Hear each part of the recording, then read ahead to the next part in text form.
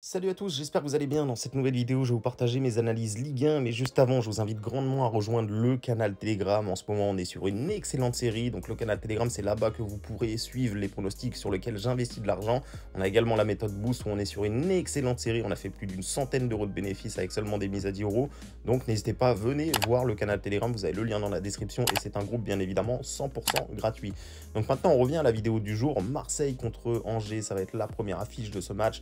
Et on a une équipe de l'OM qui s'est fait surprendre contre l'Olympique Lyonnais. Beaucoup de monde voyait l'OM l'emporter contre Lyon. Lyon qui était quand même pas mal amoindri. Et finalement, l'OM qui craque, qui menait 1-0 et qui craque dans le temps additionnel. Donc il va falloir vraiment remonter tout de suite pour l'OM pour pas partir sur une mauvaise série. On a une équipe de Angers qui semble être l'adversaire idéal, puisqu'en plus de ça, ils ont quand même pas mal d'absents à la CAN. C'est une équipe en plus de ça que l'OM a l'habitude plutôt de bien réussir parce qu'ils perdent assez rarement contre eux. Et là, l'OM est dans l'obligation d'aller chercher un résultat pour ne pas sombrer dans cette mauvaise série.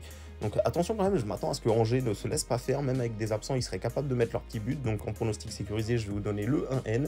Et en termes de score exact, je vais vous donner le 2-1 pour l'OM. Je pense que l'OM peut l'emporter, mais ça va pas être une partie de plaisir non plus, car Angers est une équipe combative. On va avoir maintenant le deuxième match, Saint-Etienne contre Montpellier. Belle équipe de Montpellier qui a fait quand même un bel exploit contre Marseille, on va le voir, où ils étaient privés d'énormément de joueurs, hein, surtout des joueurs très importants comme TJ Savanier, comme Jordan Ferry, comme Mavdidi, qui a émis d'ailleurs un doublé lors du dernier match. Ils étaient absents sur ce match-là et quand même Montpellier tient plus de 90 minutes contre l'OM et ils perdent au tir au but. Donc vraiment, c'est une équipe de Montpellier qui m'a laissé une bonne impression sur le dernier match. À voir sur ce match-là s'ils retrouvent les joueurs que je vous ai parlé, c'est-à-dire Mavdidi, TJ Savanier, Jordan Ferry, parce que moi je tourne la vidéo un petit peu en avance, donc j'ai pas encore ces infos-là. Mais s'ils sont là, Montpellier a clairement un coup à faire, même si Saint-Etienne a gagné quand même son dernier match de championnat contre Angers. Je pense que ça va être difficile, néanmoins, on le voit, Saint-Etienne est dernier du classement, ils ont besoin de prendre des points, ils sont que à 5 points de Bordeaux, donc rien n'est joué. Et là-dessus, je m'attends, en pronostic sécurisé, je vais vous donner le N2 pour Montpellier, et en termes de score exact, je vais vous donner le 2-2. Voilà, je pense que Saint-Etienne peut arracher un match nul au courage, mais aller chercher la victoire, ça me semble compliqué face à une équipe de Montpellier qui est plutôt bien rodée et qui a plutôt tendance à réussir lors de ses derniers affrontements contre Saint-Etienne. On passe tout de suite au match Monaco-Lyon, et quel match, franchement, là ça va être vraiment un gros choc à suivre entre une équipe de Monaco qui a changé d'entraîneur avec l'arrivée de Philippe Clément.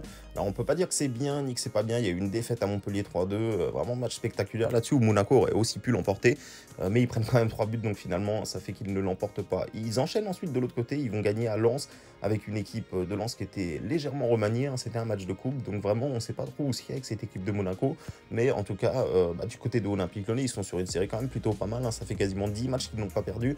Alors il y a eu une grosse série de matchs nuls juste avant les 3 victoires qui viennent d'enchaîner, mais c'est une équipe de Lyon qui mine de rien est extrêmement critiquée, a plutôt pas mal d'absents, a plutôt du retard au classement, mais au final ils remontent petit à petit. Là ils viennent de gagner une victoire précieuse contre l'OM et il serait impératif pour eux d'enchaîner ou d'au moins de ne pas perdre contre cette équipe de Monaco qui, en plus de ça, avec l'arrivée du nouvel entraîneur, je pense, cherche encore un petit peu son système. Donc pour moi, je pense que Lyon a peut-être un beau coup à jouer. Je vais vous donner le N2 en pronostic et en score exact, je m'attends à ce que Lyon puisse les contrer et pourquoi pas l'emporter sur le score de 3-1. Alors attention, je ne joue jamais de score exact, c'est juste des avis que je vous partage. Donc après, libre à vous de suivre ou pas. Si vous voulez suivre mes pronostics personnels, je le rappelle, ça se passe sur Telegram. On passe maintenant au match Lorient contre Lens. Là aussi, ça va être un match plutôt intéressant parce qu'on a une équipe de Lorient qui est complètement à la rue. Ça fait vraiment une éternité qu'ils n'ont pas gagné. Ça fait plus de 10 matchs et ils restent sur 2 défaites consécutives en prenant 3 buts contre le LOSC et en prenant 4 contre le FC Nantes. Donc là, ils vont affronter une équipe de Lens qui, elle aussi, est un petit peu dans le doute puisqu'ils viennent de rester sur 2 défaites consécutives. Et c'est une équipe de Lorient, en plus de ça, qui commence à être un petit peu en difficulté, hein. Ils sont quand même 19e au classement. Il est grand temps pour Lorient de se réveiller et de prendre des points. Donc moi ici, je vais vous donner l'avantage à Lorient. Je pense qu'à domicile, ils sont capables de faire tomber cette équipe de Lens. Ils l'ont déjà fait et en plus de ça, leur style de jeu, je pense, peut convenir pour les battre, tout simplement. Lorient, c'est une équipe qui joue en contre, qui sait aborder des équipes offensives comme Lens. Donc voilà, je vais vous donner le 1-0 pour Lorient et le 1N si vous cherchez un pronostic sécurisé. On va passer maintenant au match de Nice contre Clermont. Là aussi, ça va être une affiche intéressante à suivre, même si pour moi, ça me semble un petit peu déséquilibré. Je trouve les Niçois vraiment très très forts ces temps-ci. Ils sont sur 7 victoires consécutives. Ils viennent de battre le PSG au tir au but, au Parc des Princes en Coupe de France. Donc vraiment, tout va bien pour cette équipe de Nice face à une équipe de Clermont qui, de l'autre côté, Alors, à voir s'ils vont récupérer, à voir les absents là-dessus, c'est assez important. Je sais que clairement, ils ont eu pas mal de joueurs qui étaient à la CAN. Si ces joueurs-là sont revenus, et ben, clairement, on peut exister dans ce match-là. Mais s'ils sont encore privés de leurs meilleurs joueurs, comme je pense notamment à Mohamed Bayo, à Levina, etc., ça risque d'être très compliqué pour cette équipe de Clermont.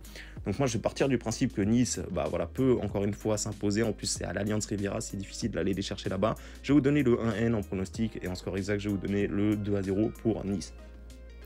On va passer au match Reims contre Bordeaux. Là aussi, ça me semble être un match assez équilibré avec une équipe de Bordeaux qui a créé la surprise la semaine dernière. Ils ont réussi à battre Strasbourg 4-3. En plus de ça, ils menaient assez largement. Il y avait 4-2 à un moment donné dans le match. Ils ont mené également 3-0.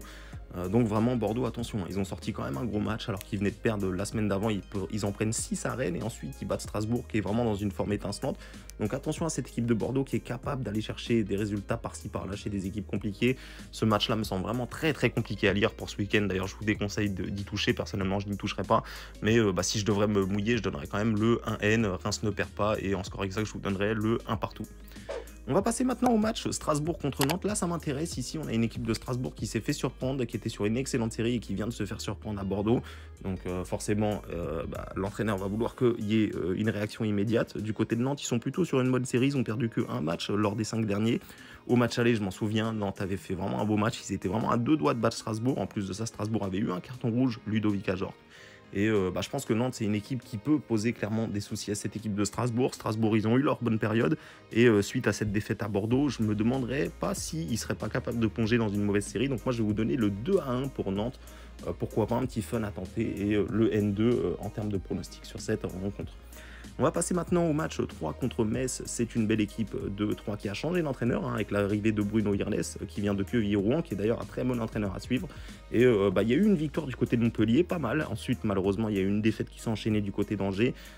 Après 3, c'est pas une équipe qui va aligner des grosses séries forcément, mais là ils se retrouvent face à un adversaire qui est encore plus nul que eux parce qu'il s'agit du FC Metz qui, eux c'est une catastrophe complète. En plus c'est l'équipe qui a le plus de joueurs qui étaient partis à la CAN, donc encore une fois à surveiller si des joueurs sont revenus parce que voilà, on arrive quand même à la fin de cette Coupe d'Afrique, donc il y a forcément des joueurs qui sont revenus dans les clubs et on a une équipe de Metz qui a vraiment besoin aussi de faire un résultat ici, tout comme 3 d'ailleurs.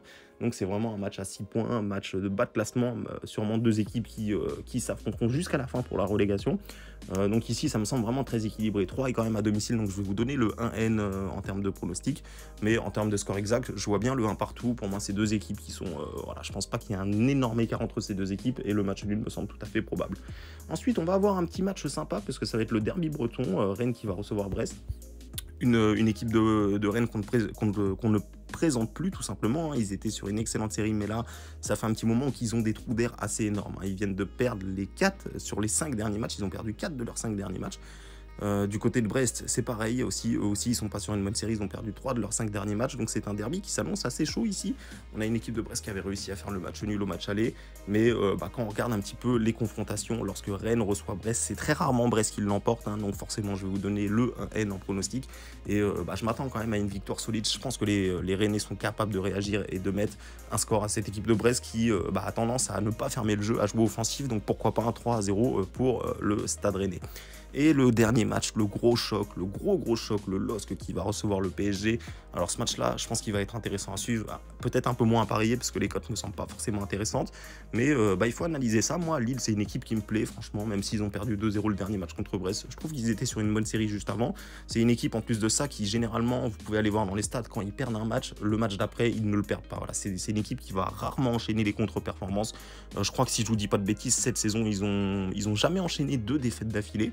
Donc forcément, ça va être pas une partie de plaisir pour le PSG qui en plus de ça vient de perdre au tir au but contre Nice, vient de se faire éliminer de la Coupe de France. Et il y a le match contre le Real qui arrive à grands pas, donc vraiment il va falloir se rassurer vite pour le PSG. Mais Lille, ça me semble quand même un morceau. À domicile, ils sont extrêmement difficiles à bouger. D'ailleurs, ils n'ont perdu qu'un seul match cette saison à domicile. Même en Ligue des Champions, ils ont réussi à rester invaincus à domicile. Donc franchement, pour le PSG, c'est tout sauf un cadeau ce match-là. Donc je vais vous donner quand même le N2 pour le PSG qui me semble un peu plus talentueux. Mais en termes de score exact, je pense que pour Paris, ça peut finir en 1 partout. Ça risque d'être compliqué. Donc franchement, j'ai hâte de voir ce match-là et de voir ce que ça va donner. Mais voilà, en tout cas, ce sont mes avis.